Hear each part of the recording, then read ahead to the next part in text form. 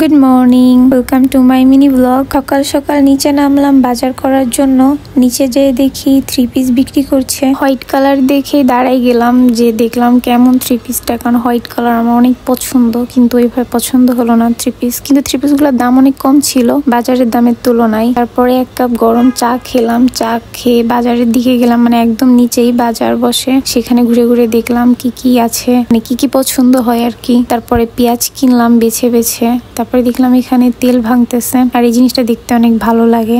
বাজারে হাঁটতে হাঁটতে মনে হলো আজকে আমি ডিম রান্না করব, তাই ডিমওয়ালাকে খুঁজতেছিলাম। তারপরে এখান থেকে 2টা ডিম কিনলাম। সে শুটকিও ছিল, বিভিন্ন রকমের শুটকি। তারপরে দেখলাম শাপলা ফুল বিক্রি হচ্ছে, যদিও আমরা কেউ শাপলা ফুল খাই না। ভাবছিলাম এখান থেকে শাকসবজি নিব কিনা, কিন্তু শাক বেছে রান্না করতে অনেক সময় লাগবে, এই জন্য নিলাম না। তারপরে উপরে এসে ডিম সিদ্ধ বসাই দিলাম। আজকে সকাল থেকে আকাশটা অনেক মেঘলা ছিল। সকালবেলায় যখন নিচে গেছিলাম তখন থেকেই মেঘ ছিল। তারপর উপরে এসে রান্না করতে করতেই বৃষ্টি নামলো। রান্না বান্না শেষ, একটু পড়াশোনার চেষ্টা করছিলাম। তারপরে বিকালবেলায় টিউশনিতে যাচ্ছিলাম, আর বের হয়ে দেখি আকাশ এত সুন্দর হয়ে আছে।